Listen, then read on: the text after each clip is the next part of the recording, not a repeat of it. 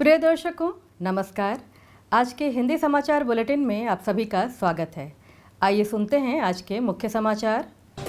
Cell RSP के वित्त विभाग द्वारा ओडिशा ग्रुप ऑफ माइंस के लिए एक नई एसएपी पहल परियोजना समाहन का शुभारंभ।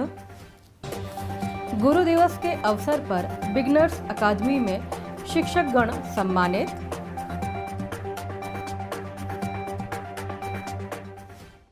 और आज़ादी का अमृत महोत्सव की कड़ी में आज के व्यक्तित्व हैं श्री परमानंद आचार्य।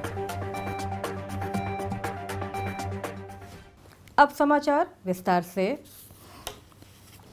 सेल राउरकेला इस्पात संयंत्र के वित्त और लेखा विभाग के सम्मेलन कक्ष में 5 सितंबर को वित्त एवं लेखा विभाग द्वारा ओडिशा ग्रुप ऑफ माइंस के लिए एक नई एसएपी पहल परियोजना समाहन प्रारंभ की गई। बैठक की अध्यक्षता मुख्य महाप्रबंधक प्रभारी वित्त एवं लेखा श्री ए.के. बेहुरिया ने की। इस अवसर पर मुख्य महाप्रबंधक खान श्री पी.के. रथ, मुख्य महाप्रबंधक वित्त एवं लेखा श्री एस.के. नायक, मुख्य महाप्रबंधक C&IT श्री कौशिक सेन गुप्ता और संयंत्र के अन्य वरिष्ठ अधिकारी और साथ ही एसएपी कोर टीम के सदस्य उपस्थित थे। उल्लेखनीय है कि क्षेत्र में एक प्रमुख सलाहकार मेसर्स एंसर्ट एंड यंग को परियोजना के कार्यान्वयन के लिए भागीदार के रूप में नियुक्त किया गया है, जिसका उद्देश्य बेहतर वाणिज्यिक और वित्तीय प्रबंधन और पारदर्शिता के लिए आरएसपी और ओडिशा ग्रुप ऑफ माइंस की व्यावसायिक गतिविधियों को मजबूत करना है। यह वास्तविक समय के आधार पर खानों के प्रेषण, लाभ और समग्र प्रदर्शन के संबंध में प्रासंगिक जानकारी और डेटा तक सीधी पहुंच में मदद करेगा।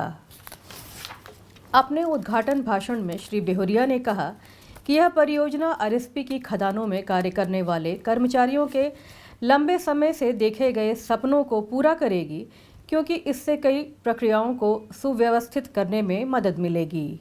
उन्होंने परियोजना के समय पर क्रियान्वयन और स्थिरीकरण पर भी जोर दिया है।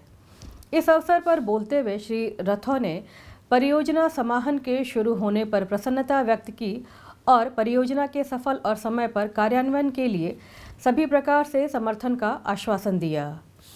श्री नायक ने कार्यान्वित किए जाने वाले विभिन्न मॉड्यूल और गतिविधियों की समय सीमा के बारे में बताया। श्री सेन गुप्ता ने कार्यान्वयन के दौरान आने वाले विभिन्न हार्डवेयर और नेटवर्किंग मुद्दों पर चर्चा की और सफल कार्यान्वयन के लिए मुद्दों के शीघ्र समाधान का आश्वासन दिया।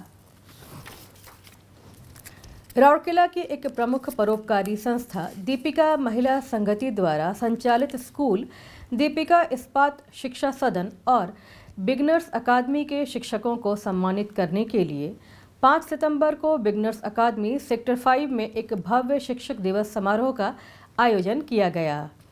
इस अवसर पर दीपिका महिला संगति की अध्यक्षा श्रीमती सीमा भौमिक मुख्य अतिथि थी।